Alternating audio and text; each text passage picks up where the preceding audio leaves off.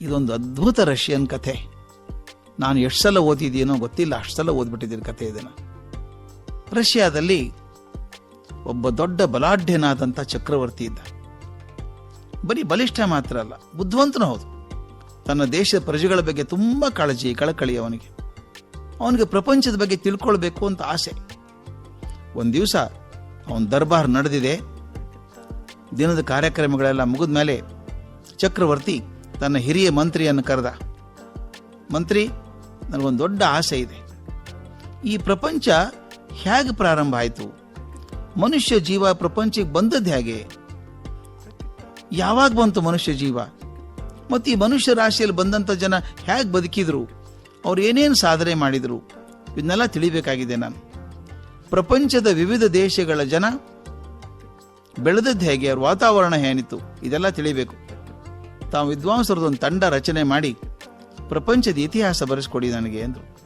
ಅಂದ್ಬಿಟ್ಟು ಈ ಕಾರ್ಯಕ್ರಮಕ್ಕೆ ಎಷ್ಟು ಸಮಯ ಬೇಕಾಗ್ತದೆ ಅಂತ ಕೇಳಿದ. ಆ ಹಿರಿಯ ಮಂತ್ರಿ ಪಿಳಿ ಕಣ್ಣು ಬಿಟ್ಟ. ಮಹಾಸ್ವಾಮಿ, ಇದು ಬಹಳ ದೊಡ್ಡ ಕೆಲಸ, ಕನಿಷ್ಠ 15 ವರ್ಷ ಆದರೂ ಬೇಕಾಗ್ತದೆ ಎಂದ. ರಾಜ, ಏನು 15 ವರ್ಷನಾ? ಸಾಧ್ಯ ಇಲ್ಲಪ್ಪ, ಬಹಳ ಹೆಚ್ಚೋದು 10 ವರ್ಷ ತಗೊಳ್ಳಿ. ನಿಮಗೆ ಎಷ್ಟು ಜನ ಬೇಕೋ ಅಷ್ಟು ಜನ ಆರಿಸ್ಕೊಳ್ಳಿ, ಎಷ್ಟು ಬೇಕೋ ಹಣ ಕೊಡಿಸ್ತೀನಿ ನಾನು, ವಿತ್ತ ಮಂತ್ರಿಗೆ ಹೇಳಿಬಿಡ್ತೀನಿ, ನಿಮಗೇನು ಬೇಕೋ ಹಣ ರಿಲೀಸ್ ಮಾಡ್ತಾರೆ. ಅದನ್ನು ಅಪೇಕ್ಷಿಸಿದ ಕೆಲಸ ಆಗಲೇಬೇಕು, ತಕ್ಷಣ ಕಾರ್ಯಪ್ರವೃತ್ತರಾಗಬೇಕು. ಸಹಸ್ರಾರು ಜನ ವಿದ್ವಾಂಸರ ವಿಷಯಗಳನ್ನು ತಗೊಂಡು ಹಂಚಿಕೊಂಡು ಆಳವಾದ ಅಧ್ಯಯನ ಶುರು ಮಾಡಿದ್ರಂತೆ. ಅದಕ್ಕೆ ಹೇಳ್ತಾರೆ, ಅದಕ್ಕೆ ಅನುಕೂಲ ಆಗುವ ಹಾಗೆ ಕಾಗದ ತಯಾರಿಕೆ ಕಾರ್ಖಾನೆಗಳು ಶುರು ಆಯ್ತಂತೆ. 10 ವರ್ಷ ಮುಗಿತಲ್ಲ, ಮುಗಿದ ಮರುದಿನ ರಾಜನ ಆಸ್ಥಾನ ಸಂಭ್ರಮದಿಂದ ತುಂಬಿ ತುಳುಕ್ತಾ ಇತ್ತು. ಹಿರಿಯ ಮಂತ್ರಿಗಳು ಬಂದರು, ಮಹಾರಾಜನ ಮುನ್ನ ನಿಂತರು. ಪ್ರಭು, ನೀವೇನು ಅಪೇಕ್ಷೆ ಮಾಡಿದ್ರೋ ಅದು ಇಲ್ಲಿದೆ, ದಯವಿಟ್ಟು ನಮ್ಮ ಬಲಗಡೆ ಕಿಟಕಿಯಲ್ಲಿ ನೋಡಿ ಅಂಥೇಳಿ ಕಿಟಕಿಗೆ ಹಾಕಿದಂಥ ಪರದೆಯನ್ನು ಸರಿಸಿದ್ರು. ನೀವು ಅಪೇಕ್ಷೆ ಮಾಡಿದ್ದಲ್ಲಿದೆ ಅಂತ. ರಾಜ ನೋಡ್ದ, ಹೊರಗಡೆ 100 ಆನೆಗಳು ನಿಂತಿದ್ದಾವೆ. ಪ್ರತಿಯೊಂದು ಆನೆ ಮೇಲೆ 1000 ಪುಸ್ತಕ. ಏನಿದು ಅಂತ ಕೇಳಿದ ರಾಜ. ನೀವು ಕೇಳಿದ್ರಲ್ಲ ಮಾನವನ ಇತಿಹಾಸ ಪ್ರಭು, ಸಂಕ್ಷಿಪ್ತ ಇತಿಹಾಸ ಅಂದ. ತಮಾಷೆ ಮಾಡ್ತೀರಾ? ಸಂಕ್ಷಿಪ್ತನ ಇದು? ನನ್ನ ಉಳಿದ ಜೀವಮಾನದಲ್ಲಿ ಒಂದು ಆನೆ ಮಾಲಿದ ಪುಸ್ತಕನೇ ಓದೋಕ್ಕಾಗಲ್ಲ ನನಗೆ. ಉಳಿದವನ್ ಬಿಡಿ, ಇನ್ನೂ ಸಂಕ್ಷಿಪ್ತ ಮಾಡಿಕೊಡಿ ನನಗೆ. ಸಂಕ್ಷಿಪ್ತ ಮಾನವನ ಇತಿಹಾಸ ಎಷ್ಟು ಸಮಯ ಆಗ್ತದೆ? ಅವರು 5 ವರ್ಷ ಸಾಕು ಸ್ವಾಮಿ ಅಂದರು. 5 ವರ್ಷ ಮುಗೀತು.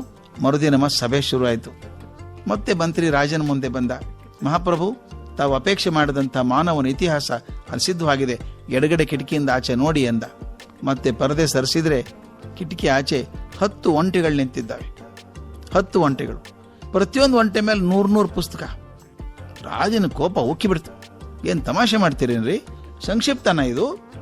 ಒಂದು ಒಂಟೆ ಮೇಲೆ ಬರೆದಂಥ ಪುಸ್ತಕನೇ ಓದೋಕ್ಕಾಗಲ್ಲ ನನಗೆ, ಇನ್ನೂ ಸಂಕ್ಷಿಪ್ತ ಬೇಕು ನನಗೆ. ತೀರಾ ಮಾನವ ಸಂಕ್ಷಿಪ್ತ ಇತಿಹಾಸ ನನಗೆ ಯಾವಾಗ ಕೊಡ್ತೀರಿ ಅಂತ ಕೇಳಿದ. ಮಂತ್ರಿ ತಲೆ ತೆಗ್ಸಿ ಹೇಳಿದ, ನಾಳೆ ಬೆಳಗ್ಗೆ ಕೊಡ್ತೀನಿ ಸ್ವಾಮಿ ಅಂದ. ನಾಳೆನೇ ಕೊಡ್ತೀರಾ? ಕೊಡದೆ ತಮಾಷೆ ಮಾಡಿ ತಲೆ ಕತ್ತರಿಸಿ ಹಾಕ್ಬಿಡ್ತೀನಿ ಇಂದ. ರಾಜರು ಮಾಡಬಹುದಾ ಅಷ್ಟೇನೆ. ಮರುದಿನ ರಾಜಸ್ಥಾನ ತೆಗೀತು. ಮಂತ್ರಿ ತನ್ನ ನೀಳವಾದ ಗಡ್ಡವನ್ನು ತೀಡ್ಕೊಂಡು ರಾಜನ ಮುಂದೆ ಬಂದ. ಅವನ ಕೈಯಲ್ಲಿ ಪುಟ್ಟದಾದಂಥ ದಂತದ ಪೆಟ್ಟಿಗೆ, ಪೂರಾ ಪುಟ್ಟು, ಕಂಗೆ ಹಿಡಿಯುವಷ್ಟು ದಂತದ ಪೆಟ್ಟಿಗೆ. ಅದನ್ನು ರಾಜನೇ ಕೊಟ್ಟ. ಏನಿದು ಅಂತ ಕೇಳಿದ. ನೀವು ಕೇಳಿದಿರಲ್ಲ ಮಹಾಸ್ವಾಮಿ, ಮಾನವನ ಸಂಕ್ಷಿಪ್ತ ಇತಿಹಾಸ ಬೇಕು ಅಂದಿದ್ರಲ್ಲ, ಇದರೊಳಗಿದೆ. ಕುತೂಹಲದಿಂದ ರಾಜ ಆ ಪುಟ್ಟ ಡಬ್ಬಿಯನ್ನು ತೆಗೆದ.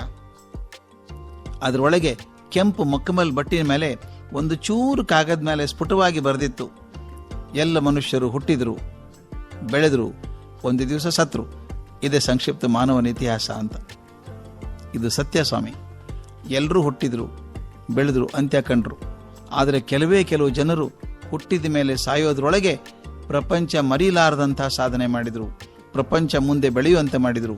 ಅವರ ಸಾಧನೆಗಳ ದಾಖಲೆಯೇ ಇತಿಹಾಸ.